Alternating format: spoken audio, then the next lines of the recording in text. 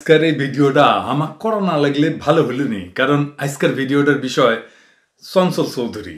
আমিও নিয়ে কিছু কভার চাইনি এই জন্যে যে চঞ্চলের বড় ভাই আমার বন্ধু, খুবই ঘনিষ্ঠ বন্ধু। আমরা একসাথে মেডিকেল কলেজে পড়েছি। ওর বড় ভাই আমার রুমমেটও ছিল কিছুদিন।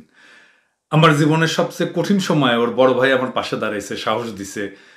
ওর বড় ভাইয়ের বিপদে আমি বুক আগায় দেব, এটাও সত্য। আমি জানি যে আমার এই ভিডিও দেখা আমার বন্ধু মনে কষ্ট পাবে, তাও বিষয়টা এতই গুরুত্বপূর্ণ যে আমার সিদ্ধান্ত নিতেই হইল যে এই ভিডিওটা আমি করব।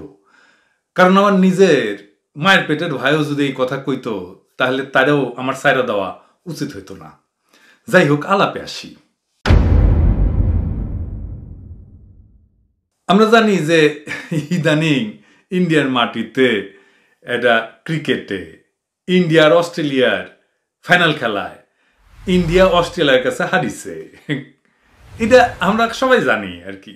বিশেষ করে ক্রিকেট বিশেষজ্ঞ আমার প্রিয় ক্ষুদ্র ভাতা আর ভগিনীরা তো এটা নিয়ে রীতিমতো উৎসব করিচ্ছে।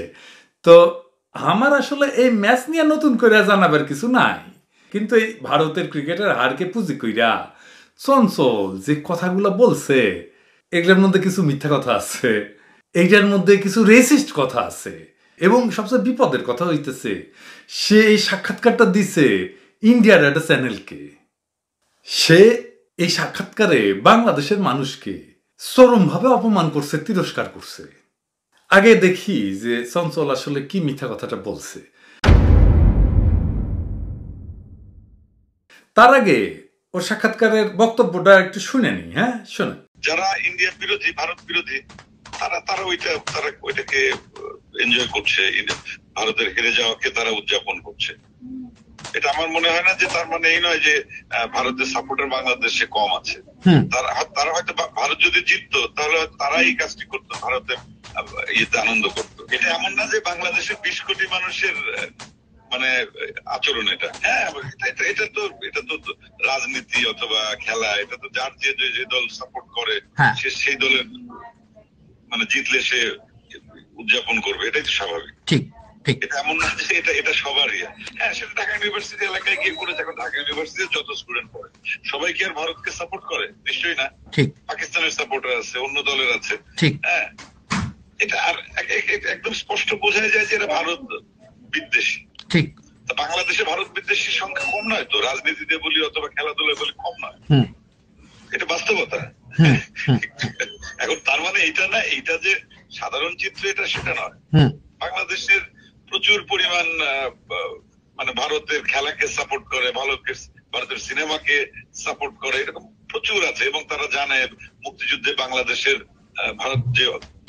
ভারতের যে অবদান মুক্তিযুদ্ধে, সেটাকে তারা স্বীকার করে। আবার কেউ কেউ স্বীকার করে না। এখানেই তো মানে এটাই তো বাস্তবতা।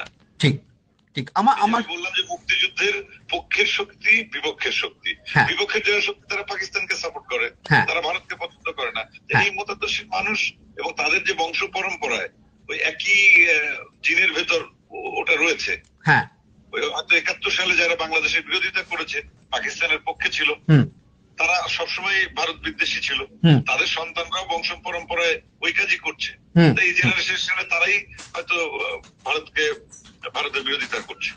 এটা ভারত বাংলাদেশ সম্পর্কের মধ্যে কোথাও কি কোনো এফেক্ট ফেলবে বলে আপনার মনে হয়? আমি আসলে সত্যি কথা বলি, আমি এই জিনিসগুলো এত গভীরে যে বোঝার মতো অথবা বলার মতো যোগ্যতা আমার নেই। আচ্ছা, আমি আমার এরিনার যে কোনো কোশ্চেন হলে এটা তার বাইরে গিয়ে আমি উত্তরটা দিলাম। আচ্ছা, এটা আমার কাছে একটা কমন সলিউশন ছিল যে যারা হয়তো কালকে ইন্ডিয়াতে হেরে যাওয়াতে খুশি হয়েছে, তারা ইন্ডিয়া বিরোধী, তারা ইন্ডিয়াকে সাপোর্ট করে না, তারা হয়তো পাকিস্তানকে সাপোর্ট করে। ফাইনাল কিংবা কিছু কিছু বিষয় আছে, অনেকে ক্ষোভের জায়গা থেকে অনেক সময় থাকে না যে আমি, আর এটা তো খেলাধুলা, এখানে তো আসলে কিছু বলারও নেই। এখন কেউ কেউ বলেও ফেলে যে খেলার মধ্যে কেন রাজনীতি, খেলার মধ্যে কেন এটা আমার এটা সাপোর্ট করতে ইচ্ছা করেছে আমি করেছি। এটা যার যার পার্সোনাল চয়েসের ব্যাপার, রুচির ব্যাপার। সম্পর্ক বা এটা দুই দেশের এই ঘটনা সারা বিশ্বে, এই বিষয়গুলো আমি আসলে এইভাবে চিন্তা করার মতো আসলে আমার ইয়ে নাই। আমি অভিনয় করি, অভিনেতা হিসেবে হয়তো কোনো সিনেমা বা কোনো এগুলো নিয়ে হয়তো আমি ডিটেইল অ্যান্সার দিতে পারি। এটা কোনো হয়তো রাজনৈতিক কেউ অথবা কূটনৈতিক বিষয়ে যাদের অনেক জ্ঞান আছে যে কোন আচরণের কারণে একটা দেশের সাথে একটা দেশের সম্পর্ক ভালো হয় অথবা খারাপ হয়। আর আমি বলছি তো এটা তো একটা অংশের উচ্ছ্বাস।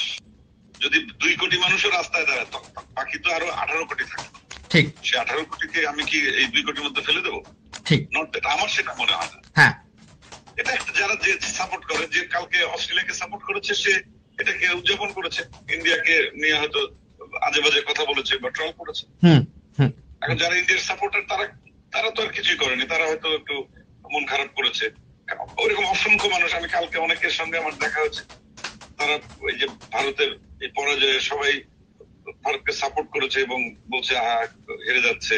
এটা প্রথম থেকেই তো এটা মানে বোঝা যাচ্ছিল যে খুব ভালো করতে পারছে না। এর জন্য আমি তো কালকে আমার যত মানুষের সাথে কালকে দেখা হয়েছে অ্যাটলিস্ট বিকালের পর থেকে এবং খেলা শেষ হওয়া পর্যন্ত, আলোচনার মধ্যে তো আমি তো অন্তত মেজরিটি পার্সেন্টেজ আমি দেখলাম যে ভারতের সাপোর্টার। দেখেন, সে বলতেছে যে ভারতের হারার জন্য বাংলাদেশের যে উচ্ছ্বাস, এটা নাকি সাধারণ চিত্র না। অর্থাৎ চঞ্চলের মতে বাংলাদেশের সংখ্যা অতি নগণ্য কিছু লোক ভারতের এই পরাজয়ে উচ্ছ্বাস করছে, তাই নাকি চঞ্চল? ঠিক বলছো তো? আচ্ছা চলেন আমরা মোটা দাগে এই কথাটা যে সত্য না তার একটা প্রমাণ নেই। খুব বেশি দূর যাইতে হবে না। চঞ্চল যে ইন্টারভিউ দিছে যে আজ তাক বাংলা নামে চ্যানেলটা, সেইখানে জনগণের প্রতিক্রিয়া কি বা রিয়াক্ট কি, আমরা তাইলে বুঝতে পারবো যে মানুষের তার কথার প্রতি সমর্থন কতটা ছিল।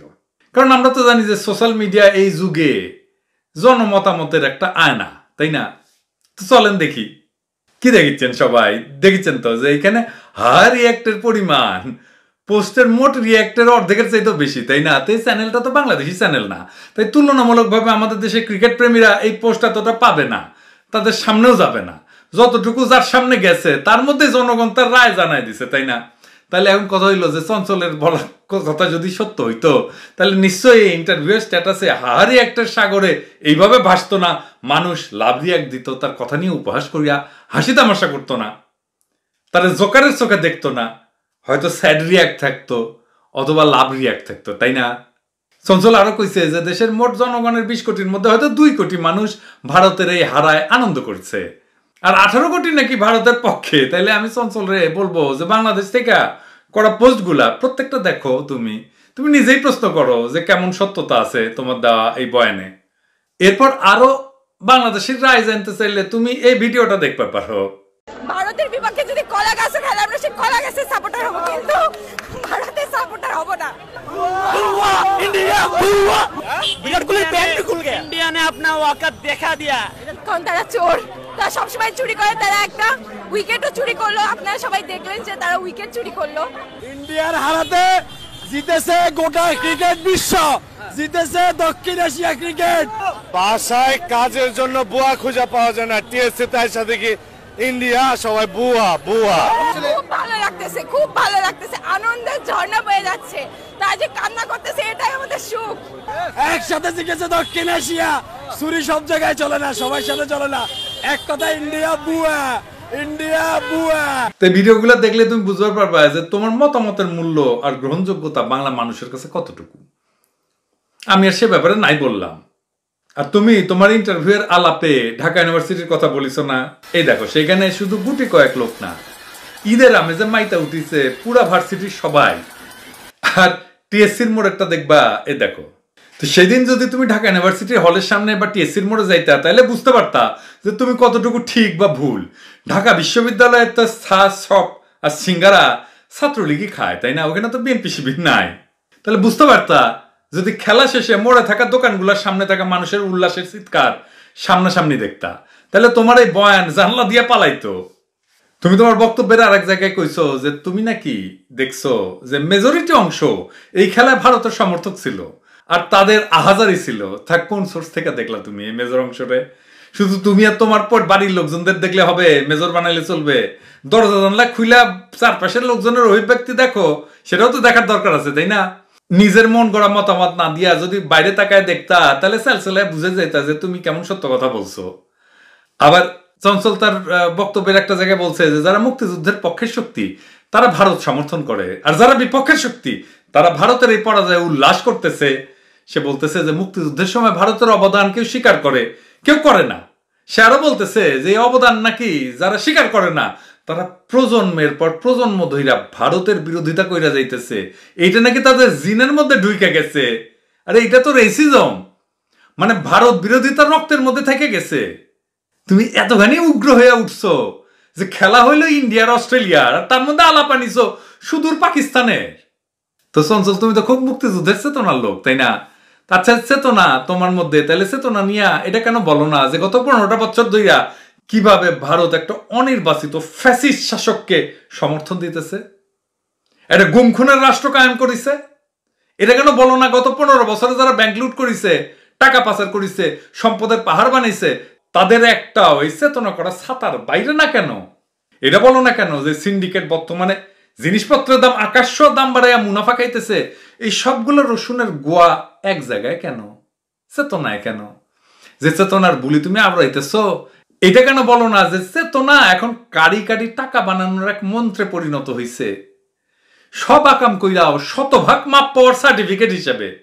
গত 15 বছর হওয়া এমন একটা 1000 কোটি পাচারকারীর নাম বলো তো যে কিনা তোমার তথাকথিত এই চেতনার দলের না, মুক্তিযুদ্ধের পক্ষের লোক না। আর তুমি মুক্তিযুদ্ধের ভারতের অবদানের আলাপ মারাও। মুক্তিযুদ্ধে ভারত কি বাংলাদেশকে স্বাধীন করেছিল? করে নাই। তারা করেছিল পাকিস্তান ভাঙিছিল। তারা জানতো যে দুই পাশ জুড়ে একটা দেশ থাকলে তারা অপশক্তি প্রয়োগ করতে পারবে না, তাই তারা অপশক্তি প্রয়োগে এটা করছে। তারা জানতো যে পাকিস্তান থাকলে বাংলাদেশের উপরে, এই ভূখণ্ডের উপরে তার দখলদারি করতে পারবে না, তাই দখলদারির জন্য পাকিস্তানকে ভাঙিছিল। সোজা হিসাব। এইটা কেবল একটা দেশভাগ ছিল না। যদি স্বাধীনই হইতো তাহলে স্বাধীনতার 52 বছর পরে আইসাও কি আমরা আমার দেশের মানুষকে উঠাই নিয়ে যায় ভারতে? কি কইরা ভারতের ইঙ্গিতে আমাদের দেশের মানুষ গুম হয়, খুন হয়? কি কইরা ডিজিএফআই এর লোক কাউরে গুম করার পরে জিজ্ঞাসাবাদ করবে বইলা বলে যে তুমহে হিন্দি আতা হয় ক্যা? কেমনি সুজাতা এরশাদরে বলে নির্বাচনে আসো, না হলে জামাত বিএনপি ক্ষমতায় আসবে। বাংলাদেশে জামাত আসবে না বিএনপি আসবে ক্ষমতাতে, সুজাতার বাপের কি? দিনের পর দিন পাখির মতো গুলি কইরা মানুষ মারে সীমান্তে ইন্ডিয়া। শুধু তাই না, মাইরা আবার কাটা তারে ঝুলায় রাখে। র্যাব উঠায় নেওয়ার পরে বিএনপি নেতাকে সালাউদ্দিনকে কিভাবে ভারতের মাটিতে আবিষ্কার করা হয়। সুখরঞ্জন বালি হাইকোর্টের সামনে থেকে অপহৃত হওয়ার পরে কিভাবে তাকে ইন্ডিয়ার জেলে পাওয়া যায়। বাংলাদেশের অভিন্ন নদীগুলোকে বাদ দিয়া শুকায় মারছে কে? আর এই হাসিনা সরকারের বর্বর শাসনকে টিকায় রাখছে কে? বাংলাদেশে হাসিনা সরকার যে 2500 লোককে খুন করলো এই 15 বছরে, হাজার হাজার মানুষকে গুম করলো, আয়না ঘর বানাইলো, প্রাইভেট ডিটেনশন সেন্টার বানাইলো, এইটা নিয়ে তো তোমার মাথা ব্যথা নাই। তুমি তো আনন্দে ছবি তোলো তার সাথে, এই যে তার সাথে লটকা লুৎকিত করো। ঠিকই, কেন করো এটা বুঝি আমরা। খালেদা যে আন্দোলন করেছিল তাই তার বাসাত গিয়ে হামলায় পড়েছিল, তাই না? তার বাসার সামনে কিভাবে টাকা দিয়ে আসছিল মুক্তিযুদ্ধের সাহায্যের নামে। ইন্ডিয়ার ছিল এটা বাংলাদেশকে গোলাম বানানোর অভিনব কৌশল। এটা যে প্রকৃত স্বাধীনতা না, এটা বাংলার মানুষের সাথে ভারতের যে একটা প্রতারণা ছিল তা দেশের মানুষ এখন যাই না গেছে। তাই তারা ভারতের পরাজয় উল্লাস করে। বাপের জমিদারির মতো ফ্রিতে ট্রানজিট নেওয়া, একতরফা টিভি চ্যানেল সহ বিভিন্ন পণ্য বেচা, আমার দেশ থেকে টাকা নিয়ে যাওয়া, ইলিশ ডাকাতি কইরা আবার সেই ডাকাতি করা ইলিশ পূজায় খাওয়া, বাংলাদেশকে রেমিটেন্সের 3 নম্বর সোর্স বানানো, দেশের আইন আদালত সহ সব জায়গায় বেআইনি ভাবে মাতব্বরি করার লাইগাই তারা এইটা করেছে। আমার ক্ষুদ্র ভ্রাতার ভগিনীরা এখন এটা বুঝে মুক্তিযুদ্ধ ছিল পাকিস্তান থেকে বাংলাদেশে আলাদা কইরা তারপরে তো ভারতের লুটে পুটে খাওয়ার মতো একটা জায়গা বানানোর প্রতারণা। তাই তারা ভারত প্রতারকের পরাজয়ে উল্লাস করে। তারা ভারতের পরাজয়ে উল্লাস করে কারণ তারা নিজের দেশকে একটা নব্য উপনিবেশ হইয়া যাওয়া দেখা, এইটা দেখা কষ্ট পায় বলে তারা উল্লাস করে। কারণ উল্লাস করা প্রত্যেকটা মানুষ দেশপ্রেমিক বইলা। তাদের নিজ দেশের স্বার্থ যে দেশ চরমভাবে বিঘ্নিত করছে অবিরত, সেই দেশের প্রতি ঘৃণা প্রকাশ করে প্রত্যেকটা মানুষ নিজের সত্যিকারের দেশপ্রেমিক হিসেবে জানান দেওয়ার জন্য করে। আর তুমি চঞ্চল এই মানুষগুলারে উল্টা বিষোদ্গার কইরা এইটা প্রমাণ করছো যে বাংলাদেশের প্রতি তোমার ন্যূনতম মায়া নাই। এই দেশে ভারত লুইটা পিঠা খাইলেও তোমার এটা নিয়ে বিন্দু মাত্র মাথা ব্যথা নাই, সেটা তুমি জানান দিছো। তুমি জানান দিছো যে বাংলাদেশের নিরাপত্তা বা স্বার্থ রক্ষার ক্ষেত্রে দেশের সম্পদ বন্ধুরূপী শত্রু রাষ্ট্র ভারত নিয়ে গেলেও তুমি সেই ভারতের পক্ষে ছাপাই দিবা। মানে তুমি এরকম মাল যে জামাইয়ের খাওয়ার নাঙের গুণ গাও, তুমি থাকবা খাবা বাংলাদেশে আর মন্ত্র জব্বা ভারতের। তো কথা হইল যে চঞ্চল বাংলাদেশের ভারতের এমন নির্মম সব অন্যায় অবিচার দেখাও কেন ভারতের পক্ষ নিয়ে সাফাই দেয়? এর উত্তর হইল এই পোস্টগুলা, তারই পোস্ট। দেখেন, এ দেখেন, দেখিছেন? আর এটা দেখেন, দেখেন দেখেন এই দেখেন, দেখেছেন? আর এটা দেখেন, দেখলেন তো ওর গত ভাব? চঞ্চল হইতেছে হাসিনার কালচারাল রাঠিয়াল। আর তাই তো ফ্যাসিস্ট হাসিনা সরকারের দল যেমন মুক্তিযুদ্ধের চেতনা বয়ান বাসে, যেমন ভারতের মতো পেট কাটার ওস্তাদ দেশে বন্ধু দেশ হিসেবে জনগণরে দেখাইতে চায়, আলগা মোমেন্ট যেমন বলে ভারত বাংলাদেশ বউ জামাইয়ের সম্পর্ক, ঠিক তেমনি একই ধাঁচের বয়ান চঞ্চলও দেয়। চঞ্চল হইতেছে হাসিনার ফাঁসিবাদের 1 ফোঁটা বিষ। চঞ্চলের বক্তব্য কেন ভয়ানক, শুধু প্রতিবাদযোগ্য নয়, কেন ভয়ানক। সে বলতেছে যারা ইন্ডিয়ান ক্রিকেট দলকে সমর্থন দেয় না বা যে ইন্ডিয়া বিরোধী, তারা বংশগতভাবে ইন্ডিয়া বিরোধিতার জিন বহন করে, এটা নাকি তাদের বংশগত সমস্যা। এটা তো নাজিবাদী রেসিস্টদের মতো বক্তব্য। এই কথার মানে বুঝো তুমি চঞ্চল? এর মানে হইল বাংলাদেশের কোটি কোটি মানুষ ইন্ডিয়া বিদ্বেষী জিন বহন করে চলতেছে, আর এই বক্তব্য তুমি দিছো ইন্ডিয়ান মিডিয়াকে। কি ভয়ঙ্কর ব্যাপার! তাহলে তো এক সমস্যার একটা সমাধান লাগবে। এটা তো সমস্যা, সমাধান কি? মাইরা ফেলাইতে হবে তাইলে ওই মানুষদেরকে যাদের দূষিত জিন আছে। জার্মানি যেরকম কনসেন্ট্রেশন ক্যাম্প করেছিল, ওরকম ইন্ডিয়া কনসেন্ট্রেশন ক্যাম্প করবি বাংলাদেশে। ইন্ডিয়া বিদ্বেষীদেরকে মাইরা ফেলাবে কনসেন্ট্রেশন ক্যাম্পে। এই ক্যাম্পেইন তুমি করছো ইন্ডিয়ান মিডিয়াতে চঞ্চল। বাংলাদেশীদেরকে 2 পক্ষে ভাগ করলা তুমি, তার বংশ জিন নিয়ে গবেষণা করলা। এই দেশে ভারতের সমর্থক আছে, এটাও নানাভাবে বোঝাইতে চাইলা। কিন্তু এই যে ভারত বিদ্বেষের পেছনে ভারতই সব কারণ তৈরি করছে, সেটা নিয়ে 2টা শব্দ বলার মতো তোমার মুরদ হইল না। আওয়ামী লীগ করতেছো, অসুবিধা নাই, রাজনীতি করবারই পারো, কিন্তু একটা ফ্যাসিস্ট দলের লেসপেন্সার হইয়া তুমি যে রেসিস্ট দানব হইয়া উঠিছ, সেটা বোঝার মতো বুদ্ধি তোমার ঘটে নাই। কারণ ডায়ালগ তার একজন লিখে দেয়, তাই পর্দায় নায়ক হইতে পারো, বাস্তব জীবনে নিজে যখন ডায়ালগ লিখো সেটা হইয়া ওঠে একজন নিরেট ভিলেনের কথা। দুনিয়া বহুত ফ্যাসিস্ট বান্ধব মেধাবী অভিনেতা আছিল, সবাই কালের গর্ভে হারায় গেছে। যাই হোক, তোমার বড় ভাইয়ের বন্ধু হিসেবে তোমার কয়টা আখেরি উপদেশ দিই। আমি মনে করি এটা আমার দায়িত্বও বটে। শিল্পীর কখনো ক্ষমতার কাছে মাথা নোয়াইতে নাই, এটা আমার কথা না।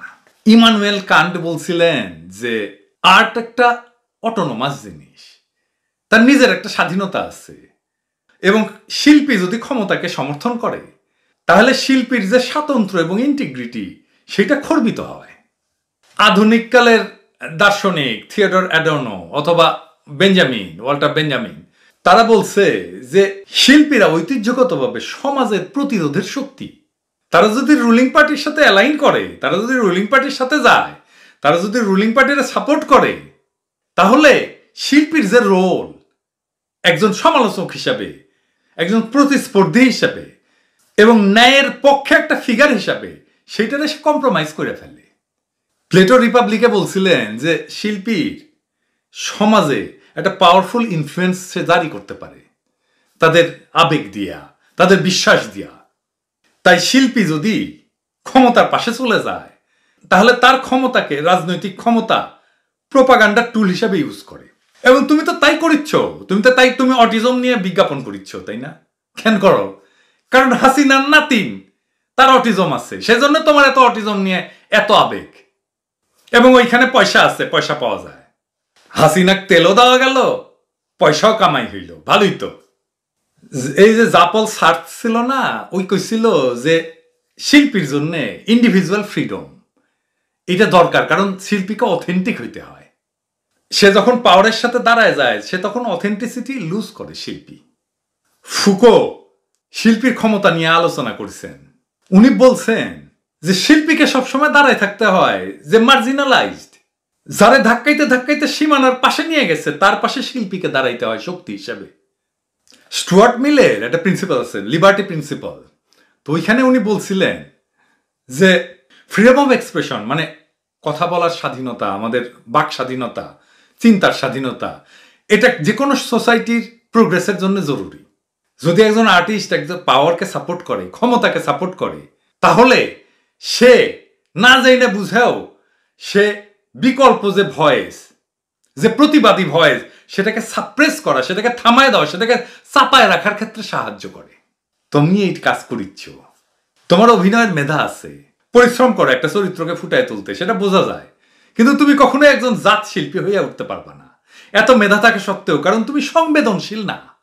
তুমি ইনসাফ বা ন্যায়ের ধারণাটা নাই তোমার মধ্যে, তুমি জানো না এটা কি। তোমার মধ্যে ইনসাফ নাই, জাস্টিস নাই। তুমি সত্য মিথ্যার প্রভেদ বুঝতে পারো না। তুমি সারা জীবন প্রচুর হাততালি পাবা, কিন্তু যেটারে বলে অনার, সম্মান, ওইটা পাবা না কোনোদিন। অনার বা সম্মান পাইতে হইলে ক্ষমতার সামনে দাঁড়াইতে হয়, দাঁড়ায় সত্য উচ্চারণ করার হিম্মত লাগে। সেটা বেশি মানুষের থাকে না। হাততালি দিয়া করবা কি? টাকা পাবা, ভালো লাগবে কিছুদিন, তোমার আত্মীয় স্বজন গর্ব করবে, ওই আমার ভাই। কিন্তু যেদিন তুমি থাকবা না, সেদিন তোমার নাম নিশানা মুছা যাবে। জীবনে মানুষ জানবে যে এই লোকটা ফ্যাসিবাদের দালাল ছিল। এটাই হবে তোমার শেষ পরিচয়। অভিনেতা চঞ্চল চৌধুরী না, তোমার শেষ পরিচয় হবে তুমি ছিলা ফ্যাসিবাদের দালাল এবং তুমি ছিলা একজন নিকৃষ্ট রেসিস্ট।